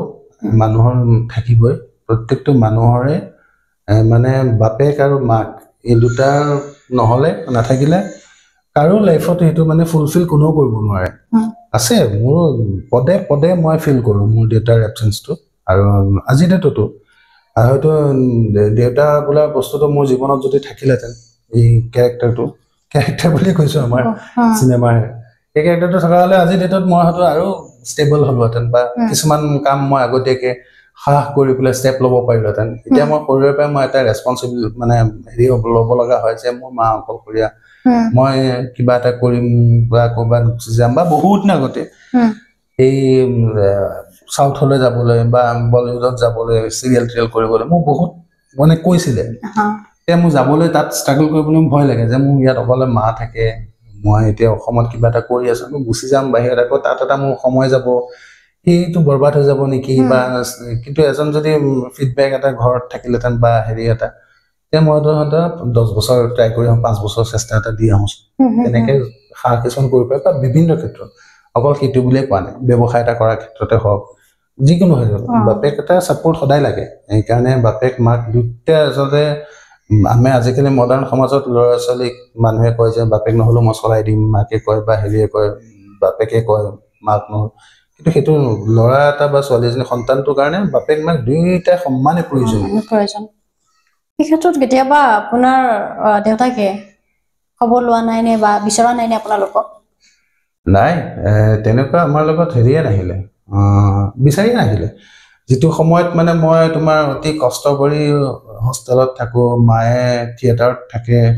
হেৰি কৰে কিমান কষ্ট কৰি কৰি মায়ে মোলৈ মানে পইচা পঠিয়াই মই হোষ্টেলত থাকোঁ জেঠাই ঘৰত থাকোঁ এই ক'ৰবাত থাকোঁ সেই তেনেকুৱা আমাৰ তেতিয়া নিজৰ এটা এড্ৰেছ এটা পাৰ্মানেণ্ট এড্ৰেছ এটা নাছিলে আমাৰ এটা সময়ত আমাৰ সেই গুৱাহাটীত খালি সেই ৰুম এটা ভাড়া একঠীয়া ৰুম এটা ভাড়া লৈ থোৱা থাকে টেবুল ফেন এখন থ'বলৈ বিচনা এখন থ'বলৈ তেনেকুৱা এটা বাসস্থান আছিলে সেইটো এড্ৰেছ আমি চিঠি পত্ৰ আহিলে দিবও নোৱাৰোঁ বা পাৰ্মানেণ্ট এড্ৰেছেই নাছিলে এই হয় জেঠাই ঘৰলৈ বা হেৰি সেই তেনেকুৱা সময়ত পাৰ কৰি আহিছোঁ আৰু মই তাৰ মাজত আৰু বহুত দুখৰ কথা আছে কিমান ক'বা এইবোৰ দুখৰ কথাবোৰ কৈ সেই তেনেকুৱা সেই বেয়া ফেজ এটা মই খুব শৈশৱটো মই পাৰ কৰি আহিছোঁ আৰু মইতো ভাবোঁ মানুহে যে কয় যে একদম চাইল্ডহুডটো আকৌ ঘূৰি অহা মোক মোৰ কাৰণেতো মই ভাবোঁ যে মোৰ চাইল্ডহুডটো মোৰ সন্তানটো বাদে মোৰ কোনো ল'ৰা ছোৱালীয়ে নাপাওঁ ইমান ভয়ংকৰ ইমান দুখ লগা চাইল্ডহুড এটা গতিকে সেই চাইল্ডহুডটোৰ পিছত আমি হেৰি কৰিব লগা হ'ল সেই সময়ত বিচাৰি নাহিল পিছত যে মই মোৰ যেতিয়া হাই ছেকেণ্ডেৰী হেৰি হ'ল এইটো কি বুলি কয় পাৰ্ট 1 হাই ছেকেণ্ডেৰী দি উঠি মই গান গাবলৈ লৈছোঁ বুলি কওঁ নহয় মই তেতিয়া গান চান গাই মই মান্থলি মোৰ টিউশ্যন ফিজ মই গোটেইখিনি পকেট মানিটো মই নিজৰ ফালৰ পৰা উলিয়াই থাকোঁ তেতিয়া দিনত মই কলাক্ষেত্ৰৰ ফাংচনত গান গাওঁ মই এটা শ্ব'ত 1000 টকা পাওঁ তেনেকৈ মোৰ সপ্তাহটোত কি মাহটোত 2টা বা 3টা শ্ব' থাকে 3000 টকা পাই যাওঁ তেতিয়া দিনত মোৰ 3000 টকা মোৰ কাৰণে ছাফিচিয়েণ্ট আৰু মই মানে আজাদী একদম ধনীঘৰ ল'ৰা নিচিনাকৈ মই লাইফ কটাইছোঁ সৰুৰে পৰা মই মানে সেই কলেজত থকা দিনৰ পৰা মোৰ লগৰ ল'ৰা মই পইচা দিবলৈ বিলৰ কাৰণে মোৰ ৰৈ নাথাকোঁ আৰু মানে কিবা খাইছে ময়ে দি দিওঁ হোটেলত খুব পইচা উৰুৱালোঁ জীৱনটো বহুত খোৱালোঁ বন্ধু বান্ধৱক এই তেনেকুৱা মানে সেই মুডটো মোৰ সেই আগৰ পৰাই আছে আৰু মানে এনেকুৱা নহয় যে অভাৱ পাই পেলাই মই ডাঙৰ হৈছোঁ দামী জেকেটটো মায়ে মোক তেতিয়া একদম 5 মানত থাকোঁতে বা 6ত থাকোঁতে মোক মানে দিয়ে চাইকেল বেলেগ ল'ৰা ছোৱালী এখন থাকে মোৰ 3খন চাইকেল মানে সৰুতে মায়ে মোক একোৱে অভাৱ নিদিলে সেই মানুহজনীক মই মানে জীৱনভৰ এটা মানে সদায় এটা হেৰি থাকে যে মই তেওঁক কোনো ধৰণৰ দুখ দিব নোৱাৰোঁ সেইকাৰণে ধৰা তোমাৰ যেতিয়া মই এক্টিং পঢ়ি থকাতেই মই মানে লাহেকৈ মই এটা পৰ্যায় পাইছোঁ তাৰপিছত আৰু সেই দেউতাই অকণমান মানে হেৰি কৰিব বিচাৰিছিল আৰু লগ পাব বিচাৰে বা হেৰি কৰে মই কিয় লগ কৰিম যিটো মোৰ বেয়া দিনত সেই মানুহজনক মই যিটো সময়ত মোক দৰকাৰ মই সেইটো সময়ত নাপালোঁ পিছত আৰু মই হেৰি কৰা কি মইতো পিছত সেই লাহে লাহে পিছত যেনিবা আফটাৰ মেৰেজ মই মোৰ বৰদেউতাহঁতৰ পৰিয়ালটোৰ লগত মানে টাচত থাকিলোঁ কাৰণ বিয়া পাতিছোঁ এজনী ছোৱালীক তাইতো জানিব লাগে তাইৰো এটা পৰিয়াল আছে ইমান আৰু তেওঁলোক বৰ গৰ্ব কৰিব পৰা পৰিয়াল মোৰ বৰদেউতাহঁতৰ পৰিয়ালটো গতিকে সেই সকল ব্যক্তিক মই কি আঁতৰাই ৰাখোঁ মই বাৰু কিবা এটা সেইকাৰণে আঁতৰি আছিলোঁ কিন্তু তেওঁলোকক মই বেয়া পোৱা নাই তেওঁলোকৰ লগত এতিয়া সম্পৰ্ক ভাল সেই তেনেকৈ আমি অলপ লগ হৈছিলোঁ আৰু মাজতে গীতাক চিনাকি কৰাই দিয়াৰ কাৰণে কিন্তু সেই দেউতাৰ প্ৰতি বা বাপেকৰ প্ৰতি মোৰ কোনো ধৰণৰ হেৰি নাই মই মৰিলেও চাগে শ্ৰাদ্ধ পাতো একো নকৰোঁ চাগে কিন্তু মই যে কোৱেশ্যন কেইটা সুধিছোঁ মোৰ কিছুমান আছে কাৰণ আছে মই সেইকাৰণে ইণ্টাৰেষ্টেড হৈ আছোঁ জানিবৰ কাৰণে এই যে আপোনাৰ মাতৃ আৰু আপোনাৰ পিতৃৰে যে এটা ৰিলেশ্যন কেতিয়াবা হয় যে এগৰাকী আপুনি এতিয়া বিয়া বাৰু পাতিছে গম পাব যে এগৰাকী নাৰীৰ সকলোতকৈ ডাঙৰ সম্পদ বুলি কোৱাৰ লগে লগে হাজবেণ্ড গৰাকী হয় তো সেই হাজবেণ্ড গৰাকীক যেতিয়া আপোনাৰ মাতৃ এৰি থৈ আহিলে এনেই এৰি অহা নাই হয়তো বহুত ডাঙৰ এটা ইছ্যু আছে সেইটো কাৰণে কোনো এগৰাকী নাৰীয়ে নিবিচাৰে যে হাজবেণ্ডক এৰি আহক কেতিয়াবা আপুনি এনেকুৱা দেখিছেনে যে সেই হাজবেণ্ডৰ কাৰণে চকু পানী ওলাইছে আপোনাৰ মাকে মাৰতো বহুত জীৱনটো দুখৰে গ'ল আৰু হেৰি হ'ল তেখেতলৈ বুলি ডাইৰেক্ট কন্দা নাই কিন্তু ইনডাইৰেক্টলিটো যিমানবোৰ কান্দিব লগা হ'ল জীৱনটো তেওঁৰ কাৰণে কান্দিব লগা হ'ল গতিকে দেখি আহিছোঁ সেই বস্তুটো দেখি দেখি ডাঙৰ হৈলো এতিয়া বুঢ়াই হ'লো সেই বস্তুটো সদায় এটা খং এটা হেৰি এটা সদায় সোমাই থাকিলে যিমানে মাৰ দুখবিলাক দেখোঁ সেই মানুহটোৰ ওপৰত সদায় খং উঠে বা হেৰি হয় তেনেকে তেনেকে শৈশৱ ডেকাকাল চোৱা এতিয়া পাৰে হ'ল এতিয়া মেচিয়ৰ্ড মানুহ এটাই হৈ পৰিল এতিয়াও আছে সেইকাৰণে এই সেইটোৱে মানে কোনো কাৰণত এইটো ক্ষমা নকৰোঁ বা এটা অন্তৰৰ পৰা অভিশাপ এটা আছে কিন্তু ঘৰত পুৰকে আছে অভিশাপ সেইটো হয় মই আৰু আপোনাক বেছি তালৈকে বেছি ভিতৰত নাযাওঁ এতিয়া মই আকৌ আহিছোঁ আপোনাৰ যিটো প্ৰফেশ্যন আপোনাৰ প্ৰফেশ্যনটোত সকলোতকৈ ভাল লগা অভিনয় কৰা এগৰাকী অভিনেতাৰ নাম ক'ব লাগে চবতকৈ ভাল পায় আপুনি মই এক্টিং ভাল পাওঁ তেখেতৰ হয় এই মোৰ তেনেকুৱা বহুত মানে চিনেমাৰ ক্ষেত্ৰত নেচাৰেল এক্টিং দেখিছিলোঁ বা এতিয়ালৈকে বৰ্তমান দেখা নাই আৰু বিজু ফুকন আৰু নাটকৰ ক্ষেত্ৰত তপন দাস দেই মই বিৰাটেই ভাল পাওঁ তপন দাক এটা কাৰণে ভাল পাওঁ অকল তপন দা মানে অন স্ক্ৰীন বা অন ষ্টেজ নহয় অফ স্ক্ৰীন অফ মানে বিহাইণ্ড দ্য ষ্টেজ মানুহ কেনেকৈ থাকিব লাগে এজন আৰ্টিষ্ট তপন দাসৰ পৰা জানিবলগীয়া মানে তোমাৰ কি ক'বা কিতাপ পঢ়িব ইমান কিতাপ পঢ়ে ইমান নলেজ আছে মানুহজনৰ পণ্ডিত মানুহ আৰু তেওঁ গোটেই লাইফ ষ্টাইলটোৱে মানে মই বিৰাট আপ্লুত হওঁ মানে তপন দা মই একেলগে থিয়েটাৰত থকা নাই খুব ভাল পাওঁ আৰু মানে হেৰি তেখেতৰ কাহিনীবোৰ শুনো যে আমি সেইবোৰ আমাৰ কাৰণে ডাঙৰ ডাঙৰ এটা মানে এই হেৰি আৰু আমাৰ কাৰণে শিক্ষা একোটা সেইবোৰ মানুহৰ সান্নিধ্য যদিও পোৱা নাই কিন্তু সেই তেওঁৰ সান্নিধ্য পোৱা মানুহবিলাক লগ পাওঁ তেওঁলোকৰ মুখত সেই কাহিনীবিলাক শুনো যে সেই হিচাপত তপন দাক মই নোপোৱাও নহয় ৰিঙা মন কৰোঁতে আমি একেলগে কাম কৰিছোঁ এইটো এটা সাংঘাতিক অভিজ্ঞতা এই তপন দাক মই বিৰাট ভাল পাওঁ আৰু বলিউডৰ ক্ষেত্ৰত যদি আপুনি আপোনাক ক'ব দিয়া যায় বলিউডক কাক বেছি ভাল পায় তেনেকুৱা বলিউডৰ একদম অল টাইম ফেভৰেট বুলি নাই দেখনীয়াৰ ফালৰ পৰা বিনোদ খান্নাক খুব ধুনীয়া হেণ্ডচাম পাইছিলোঁ তাৰপিছত আৰু তেনেকে চিনেমা লৈ সময় লৈ এটা সময়ত অমিতাভ বচ্চনক খুব বেছি ফেন আছিলোঁ তাৰপিছত এতিয়াও ভাল লাগে অমিতাভ বচ্চনৰ এই অমিতাভ বচ্চনৰ এইটো ভাল লাগে যে যুগে যুগে কেনেকে নিজক সলাই নিব লাগে পৰিৱৰ্তন লগে লগে কেনেকে এজন এক্টৰে নিজকে চম্ভালি নিব লাগে সেইটো অমিতাভ বচ্চনৰ পৰা শিকিবলগীয়া তেনেকে এই ৰিয়েলিষ্টিক মুভিবিলাক চাই ভাল পাওঁ তেনেকুৱা সেই চিনেমাবিলাকত কিছুমান চৰিত্ৰ কোনোবাই কিবা কৰা চৰিত্ৰ ভাল লাগে আৰু চব চিনেমাই মই ভাল পাওঁ তেনেকুৱা ধৰণে এনেকুৱা নাই যে মই খুব চিৰিয়াছ ছবিয়ে ভাল পাওঁ এই গোবিন্দৰ চিনেমাবিলাকো খুব ভাল পাইছিলোঁ আপোনাক বৰ্তমান যেহেতু মোবাইল নহ'লে একো মানে পৃথিৱীখনেই অন্ধকাৰ বুলি ক'ব পাৰি মোবাইলটোৰ নহ'লে তো আপুনি যে ছ'চিয়েল মিডিয়াত একেবাৰে কমকৈ দেখা পাই আছোঁ মানে ছ'চিয়েল মিডিয়াত এক্টিভ নহয় বুলিয়ে ক'ব পাৰি আপোনাক যদি আপোনাক এটা কোঠাৰ ভিতৰত মোবাইল নোহোৱাকৈ আপোনাক যদি বহি থাকিব দিয়া হয় গোটেই দিনটো আপুনি পাৰিবনে আজিকালি অসম্ভৱ হৈ পৰিছে এইটো কাৰণ মোবাইলটোৰ লগতেই গোটেইখন সাঙুৰ খাই আছে খুব বেয়া মিনিয়া এটা হৈছে মোৰো হৈছে মই খুব মোবাইল চাই থাকোঁ আজিকালি আৰু মানে কি হয় চিন্তা বেছি হ'লেও টেনশ্যন বেছি হ'লেও সময়গত মোবাইলটোৱে তাৰমানে তোমাৰ মোবাইলতে চোৱা যায় টিভিৰ লগততো টাচ নাইকিয়া হৈ গৈছে আৰু তোমাৰ বাকী মোবাইলটোতে চব পোৱা যায় তাৰ ভিতৰতো মই মোবাইলটোৰ লগত জড়িত হৈ থাকোঁ যদিও মই তাৰ ভিতৰত কিছুমান কামো কৰোঁ মই কুকু FM মানে প্ৰমোশ্যন হ'ব নেকি এইবোৰ তোমাৰ মানে এইবিলাক যে কিতাপবিলাক অডিঅ' বুকবিলাক মই খুব শুনো এইবিলাক আছে তাৰপিছত আকৌ পুৰণা ধৰা হেৰিবিলাক আমাৰ মহাভাৰতবিলাক এপিছ'ডবিলাক উলিয়াই মই একদম চিৰিয়েলি চাওঁ এইবিলাক জানিবৰ কাৰণে কিছুমান নলেজৰ কাৰবাৰ বহুত বাঢ়ে কিন্তু তোমাৰ মেক্সিমাম এই অৱশ্যে এইটো এটা বৰ বেয়া এডিকশ্যন এটা তুমি ফেচবুক বা ইনষ্টা যদি স্ক্ৰল কৰি গৈ আছা তুমি কেনেকৈ সময় যায় গমেই পোৱা নাযায় সেইটোৰ পৰা ময়ো অকণমান এডিক্টেড নোহোৱা নহয় মই বহুতখিনি হৈছোঁ কিন্তু নিজক অলপ চম্ভালিব লাগিব মাজতে অলপ গেম খেলাৰ উৎপাত এটা বাঢ়িছিলে তাৰ পৰা আঁতৰিলোঁ গেমটো নাই বাৰু তথাপিও মই যিমান দূৰ পাৰোঁ এতিয়া মই অলপ কিতাপ চিতাপবোৰ পঢ়োঁ আজিকালি মই সেইবোৰ পঢ়ি বেয়া পাওঁ উপন্যাসবিলাক সেইদিনা মাৰ লগত আলোচনা কৰি আছোঁ মই বোলো উপন্যাসবোৰ পঢ়িবলৈ মন নোযোৱা হ'ল আৰু এতিয়া কোনোবা মাইকী মানুহে গিৰিয়েকে অত্যাচাৰ কৰিলে কোনোবাই তাই পত্নী মৰ্যাদা নাপালে এইবোৰ কাহিনী হ'ল আৰু অনুভূতি বহুত কালেক্ট কৰিলোঁ এতিয়া বয়স হৈছে নলেজ ভাল লাগে এতিয়া নলেজ কালেক্ট কৰি ভাল মই এতিয়া প্ৰবন্ধ কিতাপবিলাক পঢ়ি ভাল পাওঁ যেনে প্ৰবন্ধবোৰ পঢ়িলে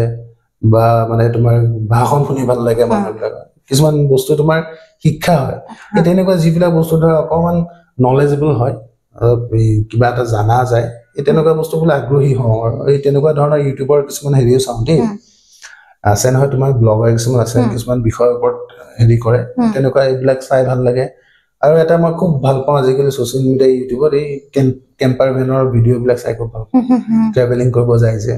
গাড়ীখনতে মানুহবিলাক সেইটো মোৰ এটা বিৰাট ড্ৰিম আছে মোৰ তেনেকে ঘূৰিবলৈ বিৰাট মন আছে গাড়ীখনৰ ভিতৰতে ঘৰ চৰ বনাই বাথৰুম চাথৰুম থকা একদম ধুনীয়া এখন গাড়ী লৈ ফেমিলি লৈ একদম হিলছত ক'ৰবাত বা হেৰিত যাবলৈ মন যায় সেইটো খুব চখ এটা ভিতৰি হৈ আছে আৰু মই মানে মোৰ মিছেছক কওঁ মই একদম বুঢ়া বয়সত 60 বছৰ পিছত হ'লেও এইটো চখ এদিন হ'লেও পূৰাম এই যে আপোনাৰ এগৰাকী কন্যা সন্তান আছে তাইক থাকে নহয় যে যেতিয়া ছোৱালীজনী ডাঙৰ হোৱাৰ আগলৈকে মাক দেউতাকৰ এটা ফিউচাৰ থাকে সিয়া ছোৱালীজনীক লৈ বা সন্তানক লৈ বৰ্তমানলৈকে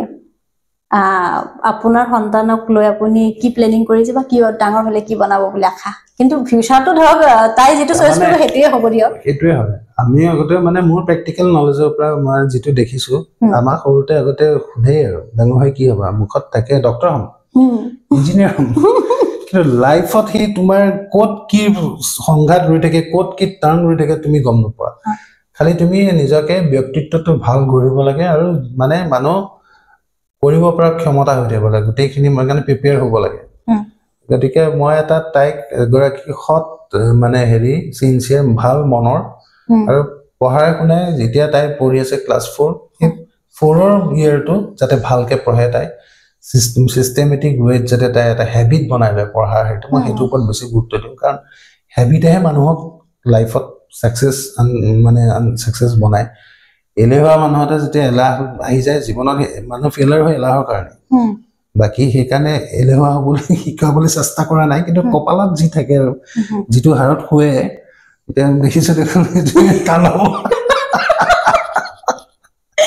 ৰাতিপুৱা জগালে যিটো খং উঠে লক্ষণটো ভাল দেখা নাই তথাপিতো আৰু মতটো হেৰিয়ে কয় এজন মানুহে তাৰমানে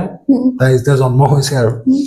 জন্ম হোৱাৰ পিছত সেই সময়ত মই কিছুমান মানুহৰ মন দেখা পাইছিলোঁ যে মোৰ মানে সেই সময়ত এটা চিন্তা আছিলে যে মাকজনী সুস্থ হৈ থকাৰ কাৰণে যিটো সন্তান জন্ম হৈছে তাই কি সুস্থ সবল এটা জন্ম হওক আৰু দুই এটা মোৰ চিনাকি মানুহে ফোন কৰে যে ফল কি হ'ল খবৰটো কোৱা এনেকৈ মোৰ ছোৱালীজনী হ'ল মন বেয়া নকৰিবা দেই সেইটো বস্তু মোৰ মনলৈকে অহা নাই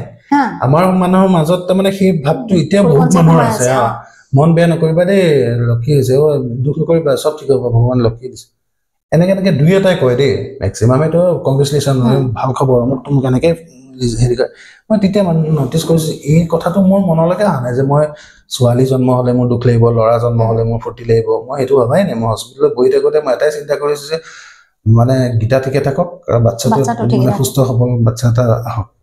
আৰু বাকীখিনি চব ঠিকে আছে তেতিয়া মোক এই দুদিনমানৰ পিছত মোৰ এজন দাদা এজন তেওঁ ডাইৰেক্টৰ হিয়া দিবা কাক বুলি চিনেমাখন বনাইছিলে ৰাজীৱ বৰা বুলি তেওঁ মোক কথাবিলাকত খুব হাঁহে তেওঁ মোক ফোন কৰিছিলে পল কোৱাচোন ল'ৰা যে ছোৱালী নে ল'ৰা তুমি কি বিচাৰিছিলা আৰু মানে তুমি ছোৱালী হ'লে কি নে মই তেতিয়া তেওঁক যোগ কৰি পেলাই কৈছিলো তেওঁ সেই কথাটো বৰ ৰস পালে মই বোলো ছোৱালী দাদা ছোৱালী আৰু ল'ৰাৰ ভিতৰত মই ছোৱালী হোৱাটো বেছি ভাল পাইছো বোলে কিয় মই বোলো চাওক ছোৱালী হ'লে মই মানে তাইক মই ডাঙৰ হ'লে মোবাইল ফোন দিব নালাগে এটা মানে অৰ্ডিনাৰী মোবাইল ফোন এটা দিলে হ'ব বয়ফ্ৰেণ্ডৰ পৰা আনিব দামী মোবাইল বাইক চাইক দিব নালাগে ৰিক্সাৰ ভাড়াটো দিয়ে হ'ব গলিটো ইটো মূৰত দামী বাইক ৰৈ থাকিব বা গাড়ী ৰৈ থাকিব তাই যাবই ছোৱালী হ'লে মই ভালে লাভে আৰু ল'ৰা হ'লে আপোনাৰ কি হ'ব আমাৰ মিডল ক্লাছ ফেমিলিত 35 বছৰলৈকে ল'ৰা এটা এষ্টাব্লিছ হওঁতে যায় তাক বিয়া বাৰু পাতি তাৰপিছত চাকৰি এটা দিব গ'লেও টকা দিব লাগিব বিজনেছ এটা কৰিবৰ কাৰণেও তাক টকা দিব লাগিব বিয়াখনো ময়ে পাতি দিব লাগিব সেইখিনি মোৰ ইনভেষ্টমেণ্ট আৰু সেইখিনি যদি কৰিব নোৱাৰো তেতিয়া ক'ব যে আমি বুঢ়া একো থৈয়ে নগ'লো বে একোৱে নিদিলে বুঢ়াই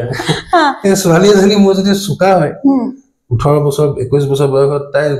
একাডেমিক কেৰিয়াৰ তাই বেলেগ গ্ৰ' কৰিব মই জানো যে তাই একদম চোকা হয় তাই স্কলাৰশ্বিপ পাব হেৰি হ'ব গেধা হ'লেও বিপদ নাই 24-25 বছৰ মই বিয়া দি দিম আৰু এটাতকৈ ডাঙৰ কথা মই কৈছিলো যে ল'ৰা যদি অৰ্ধপতনে যায়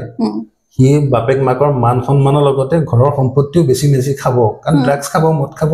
আজি বোলে মাটি বেচি দিলে কালি ঘৰ বেচি দিলে কালি গাড়ী বেচি দিলে বাইক বেচি দিলে বোলে ছোৱালী যদি ভাল হ'ল বাৰু ভাল কথা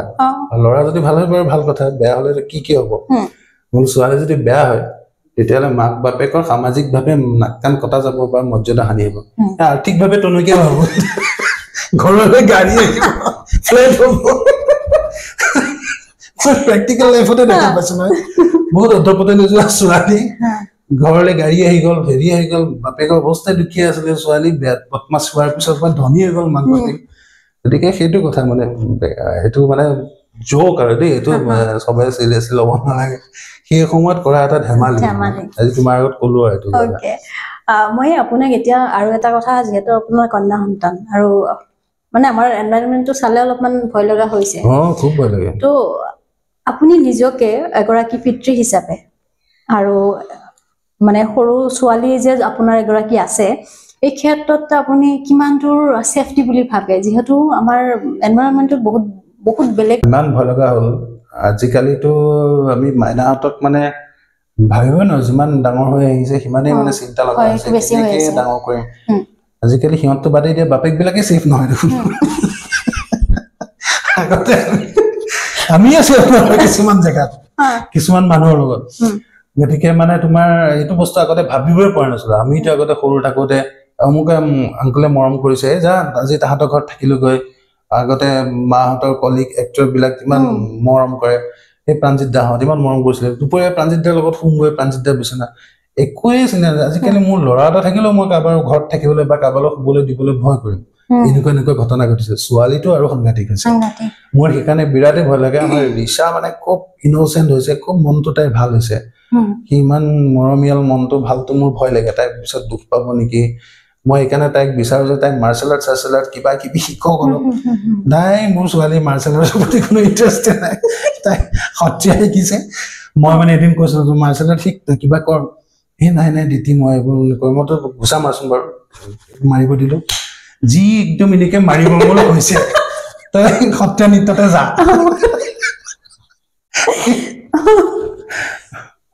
তাই মানে ডান্সৰ কাৰণে বেছি তাই ডান্সত ইণ্টাৰেষ্ট আছে তাই যি দেখিছো তাই মানে 6 লাখ বিলাক তাই ডান্সৰ এতিয়া সীতা বাইদেউৰ ওচৰত তাই সত্ৰীয়া শিকি আছে আৰু মডাৰ্ণ ডান্সো তাই শিকে পটককে মই বৰ বিলাকত আগবঢ়োৱা নাই নাচিবলৈ গোটেই জীৱন পৰি থাকে খেলত যা কিবাকে খেল ইণ্টাৰেষ্ট আন আজি যদি মই এটা মোৰ যিটো পৰ্যায় মই যদি এটা প্লেয়াৰ হলোহেঁতেন মোক ক'ৰবাত চাকৰি এটা পালোহেঁতেন কিবা এটা হ'লহেঁতেন ছাপ'জ মই এতিয়া ৰঞ্জি ট্ৰফি খেলা দুটাই হেৰি হ'লহেঁতেন মোৰ যিটো লেভেল এতিয়া এক্টিঙৰ ক্ষেত্ৰত স্পৰ্টছৰ ক্ষেত্ৰত যোৱা হ'লে এতিয়া আমাৰতো এক্টিঙৰ আজি একো ভৱিষ্যত নাই আজি কৰি আছো খাই আছো কাইলৈ নাই টিভিত ওলাই যাম ট্ৰল হ'ব ইয়াৰ খাব লাগে নাই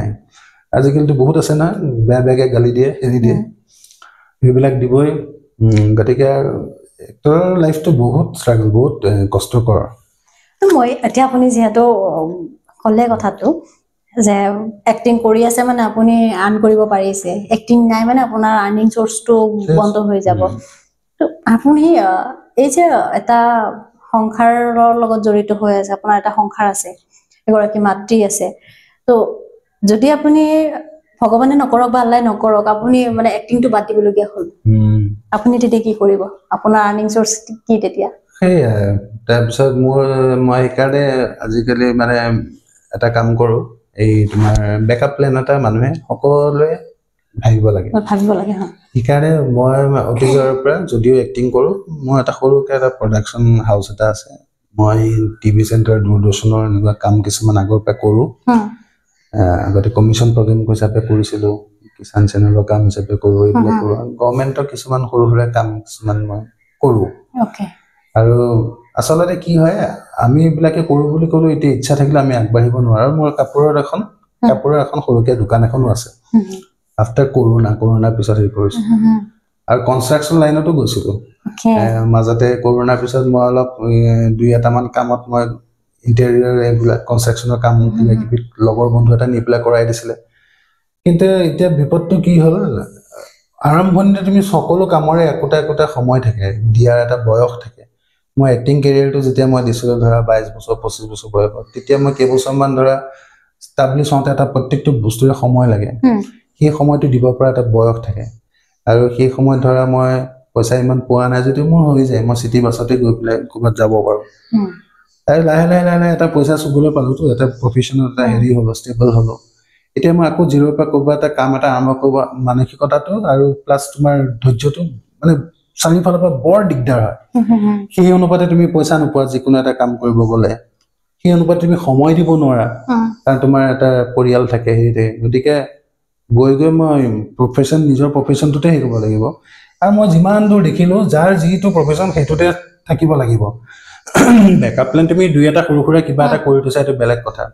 আজি অমিতাভ বচ্চন, মোৰ পাৰ্চনেল অপিনিয়নৰ ফালৰ মই দেখিলোঁ চাই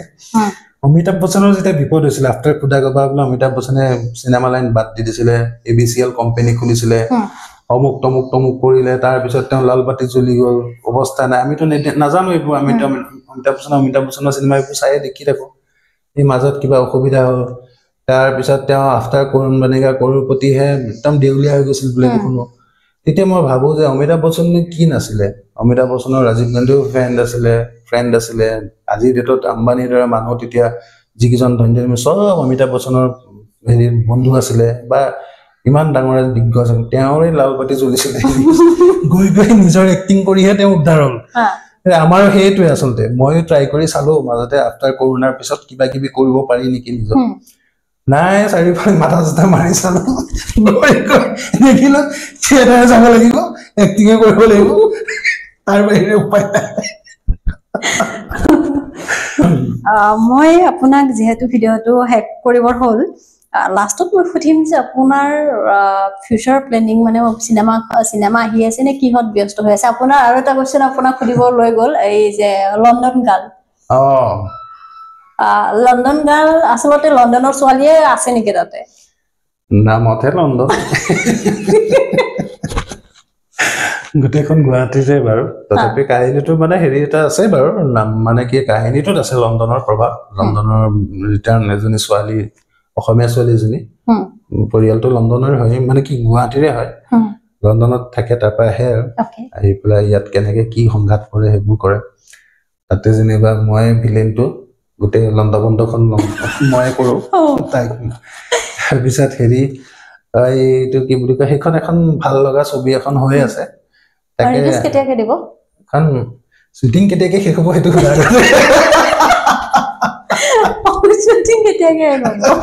নাজানো। সেইখন মানে আমাৰ কেইদিনমান শ্বুটিং হয়, কেইদিনমান নহয়, কেইদিনমান হয়, বহুত দিন ৰখো, সেনেকুৱা তাৰমানে হৈ আছে। যিখিনি হৈ আছে কিন্তু খুব ভাল হৈ আছে, সেইটো গেৰাণ্টি দিব পাৰো। মানে কি আৰু সবৰ কা ফল মিঠা হোতা হে বুলি যে কয়, তেনেকুৱা এখন ভাল ছবিয়ে হ'বগৈ। কিন্তু আমাৰ সকলো কিছুমান বহুত কণ্ডিশ্যন থাকে না, এখন ছবি কৰিবলৈ যাওঁতে বহুত কষ্টকৰ এটা দেই। ছবি এখন বনোৱাটো অসমত ইমান কষ্টকৰ হেৰি এটা এই যে কিছুমানে যে একদম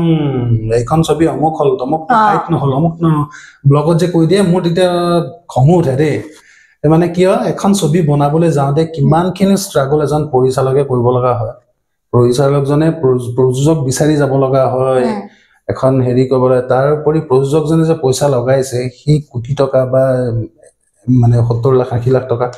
আহিব নে নাহিব সেইটো একদম অনিশ্চয়তাৰ ব্যৱসায় এটা তাৰ মাজতো যে কৰিছে মানে এইটো ধন্যবাদ দিব লাগিব সেই আগবাঢ়ি অহাটোৱে ডাঙৰ কথা বিৰাট বিৰাটে টান কাৰবাৰ একো এটা ফিউচাৰ নথকা এটা ব্যৱসায় এটা ফিউচাৰ নথকা প্ৰফেশ্যন এটা তাত আমি বিলাক জড়িত হৈ আছো ফিউচাৰ নথকা ব্যৱসায় এটা তাত কোনোবাই আহি টকা লগাব আহিছে গতিকে সব মানুহে আৰু কিন্তু গৈ থৈ সেইটো আকৌ এটা মানে ইতিহাসত জড়িত হৈ থাকে যে অমুক কিখন ছবি অসমীয়া ছবি সংস্কৃতিৰ ক্ষেত্ৰখনত তুমি যদি বাহিৰৰ ক'বাই ক'ব যোৱা অমুক কিখন ছবি কিন্তু ভালে বেয়া সব কাউণ্ট হয় আমাৰ কাৰণে গৌৰৱৰ বিষয় হয় যে আজি 100 years মানে হেৰি হোৱাৰ পিছত অসমীয়া ছবি ইমান সংখ্যক সেইকেইজন আৰ্টিষ্ট আমি লৈ পেলাই গৌৰৱ কৰিব পাৰোঁ যে অমুক অমুক অমুক অমুক জড়িত হৈ আছে অসমীয়া চিনেমাৰ ক্ষেত্ৰখনৰ লগত তেওঁলোকৰ ছেক্ৰিফাইচটো কোনেও বুজি নাপায় সেইকাৰণে ফটককে তাৰমানে আজি বলিউডৰ কথাটো বেলেগ তাত এখন ছবি বনাব গ'লে তাত টকা লগাবলৈ মানুহৰ অভাৱ নাই মাৰ্কেটখনে ডাঙৰ মাৰ্কেটখন থাকিব য'ত তাত তোমাৰ টকা লগাবই মানুহে আৰু তেনেকে এক্টৰবিলাকো ওলায় সিহঁতিও তাহাঁতৰ লাইফ ষ্টাইল এখন চিনেমা কৰিলে সিহঁতি এবছৰ বা 1.5 বছৰ আৰামত কিন্তু চলিব পাৰে আমাৰ এখন চিনেমা কৰিলে আমি তাৰ পিছৰ মাহতে চিন্তা কৰিব লগা হয় কি কৰিব লগা হয় গতিকে সেয়ে বিৰাটে বহুত বেছি ষ্ট্ৰাগলৰ মাজত হৈ যায় আৰু মইতো এটা কথা কওঁ মইতো আজি মোৰ 22 বছৰ 25 বছৰ হ'ব মই কেতিয়াও নকওঁ যে অসমীয়া ছবি ক্ষেত্ৰলৈ আগবাঢ়ি আহক এক্টিং প্ৰফেশ্যন হিচাপে লওক মই পাৰ্চনেলি কেতিয়াও নকওঁ কিন্তু মানে হেৰি আৰু কি হ'ব এতিয়া আহিছে যেতিয়া যোনখিনি কিন্তু মই ইমান ষ্ট্ৰেচ ইমান হেৰি এইটো হেৰি দিয়াতকে তুমি বেলেগ এখন পাণ দোকান এখনত দিলে তোমাৰ দোকান আজি মোৰ 25 বছৰত কি হৈ গ'লহেঁতেন আজি মই এখন যেতিয়া লকডাউনৰ সময়ত তোমাৰ হেৰি সময় আমাৰ আৰ্টিষ্টৰ একোৱেই নাই ফিউচাৰ একোৱে নাই কিন্তু দোকান এখন থাকিলে 3 বছৰ হ'লে ট্ৰেড লাইচেন্সখনৰ ভেলুটো কিমান বাঢ়িছে লোন এটা পায় কিন্তু 25 বছৰীয়া কেৰিয়াৰটোত 22 বছৰীয়া কেৰিয়াৰটোত এই লকডাউনৰ সময়ত মোৰ একোৱে এটা বেকআপ নাই মোৰ 1 লাখ টকা এটা ক'ৰবাত বিচাৰিলে নাপাওঁ গতিকে একদম হেৰি নথকা এটা মইতো সেইকাৰণে মই পৰিয়ালৰ হওক নিজৰ আত্মীয় হওক মই নকওঁ যে এইটো প্ৰফেশ্যন হিচাপে ল'বলৈ বেক টু মানে তুমি ছাইড বাই ছাইড কৰিব পাৰা কিন্তু ছাইড বাই ছাইড যিকোনো কামত তুমি একদম ছাকচেছফুল হ'ব নোৱাৰা সফল হ'ব নোৱাৰা তুমি ফুল ফ'কাছ কৰিবই লাগিব গতিকে সেয়া তো আপুনি যিহেতু লণ্ডন গানত আছে সেইটো চাব পাম সোনকালে শ্বুটিংটো শেষ কৰক আৰু এখন ছবি ঝংকাৰ বুলি ভাল ছবি এখন হেমবৰা আমাৰ খুব পুৰণা চিনিয়ৰ ডাইৰেক্টৰ এজন তেখেতৰ ছবি এখন কৰি থোৱা আছে সেইখন ৰিলিজ হ'ব আৰু এখন ছবি ৰিলিজ হ'বলৈ ৰৈ আছে এই ৰক্ষক নামটো ৰুবুল দাসৰ তেনেকৈ আছে চিৰিয়েল কিছুমান চিনেমা কেইখনমান আছে কিন্তু মই আৰু একদম সদৌ শেষত মই কুৱেশ্যন এটা সুধিম যে এই যে আপোনাৰ ইমান দীৰ্ঘ দিন ধৰি আপুনি অভিনয় জগতত সোমাই আছে কেতিয়াবা কেতিয়াবা নিজকে চিনিয়ৰ বুলি অকণমান অহংকাৰটো আহে নে আপোনাৰ নাহে এইটো ক্ষেত্ৰত এইটোৱে ভাল এই মানে মানুহ সদায় য়াং হৈ থাকিব বিচাৰে এতিয়া মোক যদি তুমি সঁচাকৈ কৈছা যে সৰুৰ পৰা চাই আছো মোৰ অলপ দুখো লাগিছে মই ইমান ভুল নেকি সেইটো মোৰে নহয় বহুত চব হেৰি হয় চবেই য়াং হৈ থাকিব মানে বিচাৰে আৰু এই প্ৰফেশ্যনটো সেইকাৰণে ভাল ইয়াত তুমি মানুহবিলাক সেইকাৰণে ডেকা হৈ থাকে সকলো মানুহে তুমি বয়স অৰিজিনেল বয়সটো গম যিমানটো ভাবি আছা তুমি তাতকৈ তেওঁ বয়স 5 বছৰ বা 10 বছৰ বেছিয়ে প্ৰত্যেকটো মানুহৰ গতিকে সকলোবোৰ মানুহে য়াং হৈ থাকে মোৰ এতিয়া ভাইটি ভণ্টিকেইটা ইহঁতে ভাই বোৱাৰীকেইটা ইহঁতক মানে মোৰতো নিজৰ নাই বাৰু জেঠাই ল'ৰা বা হেৰি মামাৰ ল'ৰা সিহঁতক এতিয়া ঘৈণীয়েকবিলাকে সিহঁতক গালিয়ে দিয়ে বোলে পল্লা ইমান ধুনীয়া হৈ আছে আপোনাৰ ইমান হেৰি হৈ থাকে এনেকৈ কয় বুঢ়া মানুহ থকা নিচিনা থাকে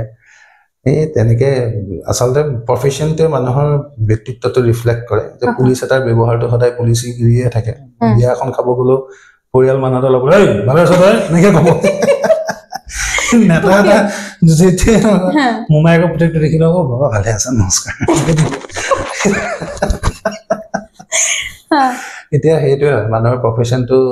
সদায় ব্যক্তিত্ব নিজৰ পাৰ্চনেল লাইফৰ ৰিফ্লেক্ট হয় সেইকাৰণে আমাৰ প্ৰফেশ্যনটো সদায় কি দেখনীয়া হৈ থাকিব লাগে, নিজৰ এটা মনত ভাবে মই ইয়াং হৈ থাকিব লাগিব, মই ডেকা হৈ থাকিব লাগিব। সেইটোৱে নেকি মানুহক ধুনীয়া কৰি ৰাখে। মোৰ এতিয়া মা 65 বছৰ হৈ গ'ল। মা এতিয়া সেই হিচাপত আগতে আমি 50 বছৰ আইতা বুলি কৈছিলো, এতিয়া 65 বছৰ মাহঁত চুইদাৰ পিন্ধি ধুনীয়াকে একদম ডাঙৰ ডাঙৰ কাণফুলি বিচাৰি ফুৰে বজাৰত, ভেৰাইটিজ ফুড লাগে, কিবা লাগে। এতিয়া মই সমানে মোৰ পত্নীৰ কাৰণে যেনেকুৱা বস্তু কিনিব লগা হয়, মই মাৰ কাৰণেও কিনিব লগা হয়, বাইক এজন থাকিলে যিটো কিনিব লগা হয় তেনেকুৱা।